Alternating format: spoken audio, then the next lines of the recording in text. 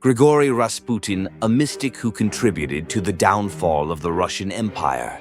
Grigori Rasputin was a mystic and a wandering monk who lived during the final years of the Russian Empire.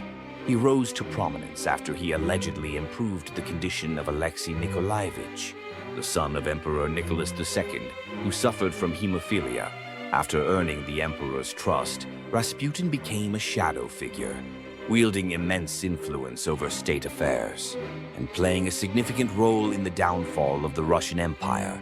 At the time, the Russian Empire was one of the last major European nations to maintain an autocratic monarchy and serfdom, and it was already burdened with internal and external problems that were leading to its collapse.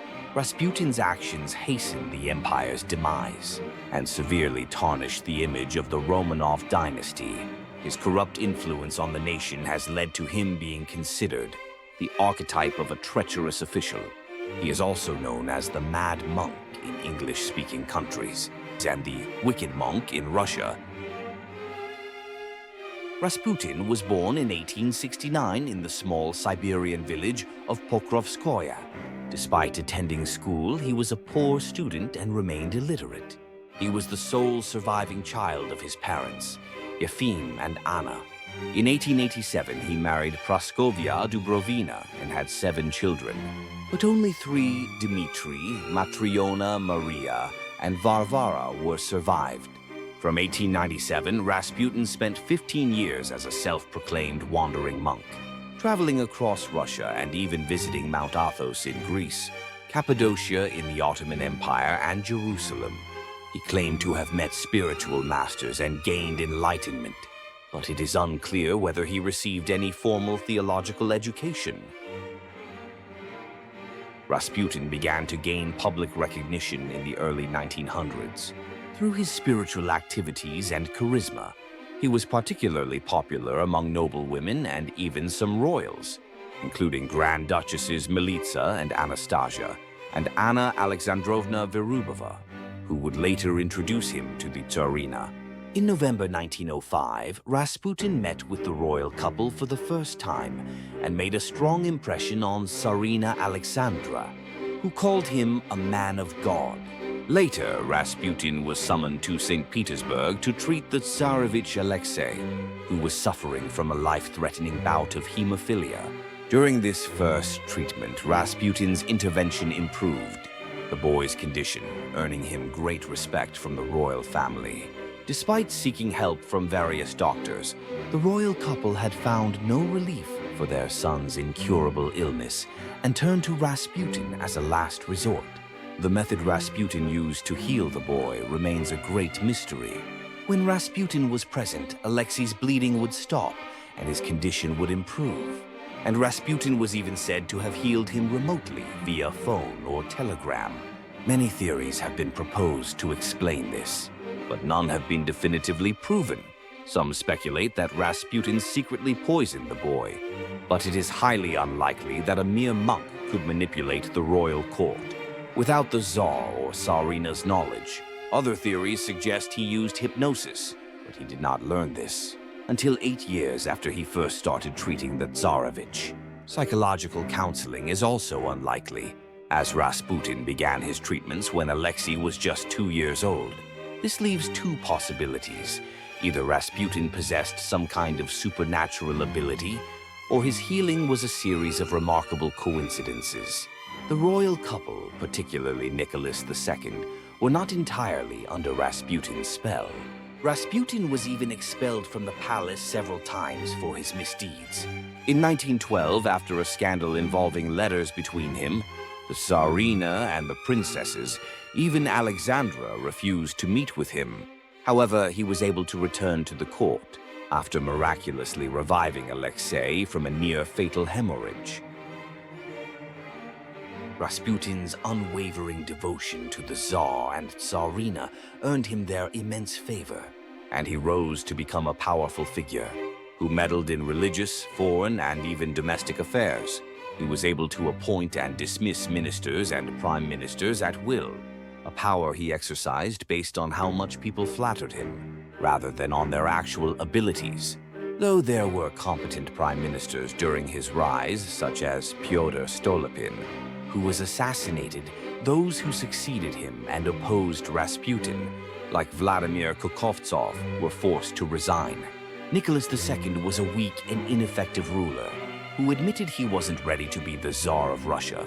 The Tsarina, Alexandra, was also ill-suited to her role, often isolating herself due to her introverted and mystical nature. In this environment, Rasputin, who presented himself as a saint to the royal couple, was able to expand his influence and live a debauched life, even sexually harassing noblewomen, despite the warnings from other royals, including the Dowager Empress Dagmar and Grand Duchess Elizabeth. The Tsarina ignored their pleas to distance herself from him. Rasputin also had a close relationship with the Tsar's daughters, the princesses. He would visit them in their private rooms, and even entered their bedroom while they were in their pajamas. The princesses saw him as a kind old man who had saved their brother, and they even carried his picture as a charm until the day of their execution. Rasputin's influence led to countless rumors, including ones of sexual misconduct with the Tsarina and the princesses. After the royal family was exiled and executed, Bolsheviks who handled their burial reportedly expressed regret that the Tsar and Tsarina never saw what Rasputin was doing to their daughters. Had Rasputin's political meddling resulted in a positive outcome, he likely wouldn't be known as a wicked monk today. His interventions had a detrimental effect, and as Russia's domestic and foreign problems worsened, the public's anger toward him and Nicholas II reached a boiling point. The only positive thing that can be said about his influence is that he was a strong advocate for peace and tried to keep Russia from getting involved in World War I, which Nicholas II joined against his advice. Revisionist historians argue that the stories about Rasputin's influence have been greatly exaggerated. They point out that it's unlikely for an illiterate man to hold so much power. In a major world power like the Russian Empire, they suggest that Rasputin, an experienced traveler with excellent counseling skills, was wrongly vilified because of his anti-war stance and his close ties to the German-born Tsarina. Even after the monarchy's collapse, both the provisional government and later Soviet scholars concluded that Rasputin's influence was overstated. Alexander Kerensky, who initially promoted the idea of Rasputin's political meddling, later backed down, suggesting that if Rasputin were killed, another figure would simply take his place. Numerous accounts also show that Nicholas II simply viewed Rasputin as someone who could calm the Tsarina. Most of Rasputin's advice was ignored, and the few times it was followed, it was for matters that would have likely happened anyway. On December 20th, 1916, a group of anti-Rasputin royals and nobles, led by Prince Felix Yusupov, held a secret trial and sentenced Rasputin to death. Yusupov, a relative of Nicholas II by marriage, believed that Rasputin was responsible for his misfortunes.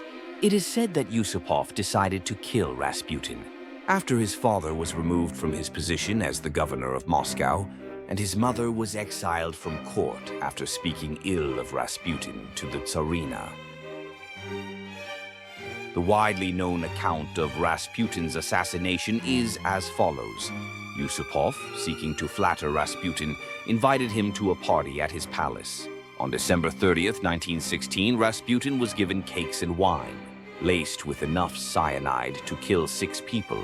However, after 2 hours, Rasputin was still alive and enjoying the party, though he did show signs of poisoning. A terrified Yusupov shot Rasputin, who collapsed. Thinking he was dead, Yusupov left the room but returned to retrieve his coat. When he returned, he found Rasputin was still alive, and the monk attacked him and tried to choke him. Rasputin then escaped, only to be shot 2 more times by the other conspirators. The second shot, which hit him in the forehead, killed him instantly. His body was then thrown into the Neva River. Autopsy records confirm that he died from gunshot wounds, debunking urban legends that he was still alive after being shot and beaten. The original autopsy report was lost during the Russian Revolution, But an interview with the medical examiner and photos from the autopsy were later found, proving that his death was not caused by drowning or poison. There are also many questions regarding the failed poisoning. An autopsy found no traces of poison in his stomach, leading to theories that he may have stopped eating sugary foods due to stomach acid issues. Another theory suggests that the cyanide had decomposed over time, turning into potassium carbonate. However, it's argued that the assassins would have checked the poison's quality, and they had prepared a lethal dose. Another theory is that Yusupov was a bad shot. The mysterious circumstances of Rasputin's death can be explained by bad luck or carelessness on the part of the assassins. It is also possible that Rasputin, by chance, avoided the poisoned parts of the cake. Today, the Yusupov Palace in St. Petersburg, where the assassination took place, is a museum that preserves and recreates the scene. On a side note, it is rumored that a specimen believed to be Rasputin's genitalia was displayed at an erotic exhibition in a hospital in St. Petersburg, Russia. A quick Google search can bring up photos of it, which appear to be the length of a human head, though it is said to have shrunk significantly. It was reportedly 30 centimeter long normally and 40 centimeter when erect. Some of his female followers were supposedly captivated by this large size. It is said that after Rasputin was assassinated and his body was being handled, someone, seeing the size of his genitalia, called it a monstrosity and cut it off with a knife. While one account suggests this happened while he was still alive, the medical examiner who performed the autopsy stated that his genitals were still attached. Later, the specimen was apparently preserved in a jar. There are, however, at least 3 such specimens in existence, with one being identified as a sea cucumber. The other 2 are rumored in Russia to be real human genitalias, though this has not been verified. It is more likely that they are fakes, perhaps from other people, as was the case with the sea cucumber.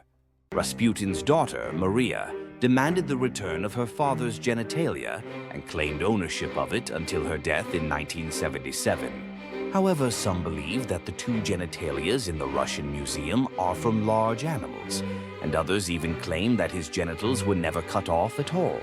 Today, we talked about Grigori Rasputin. If you have any other questions or concerns, please leave a comment below. And don't forget to like and subscribe.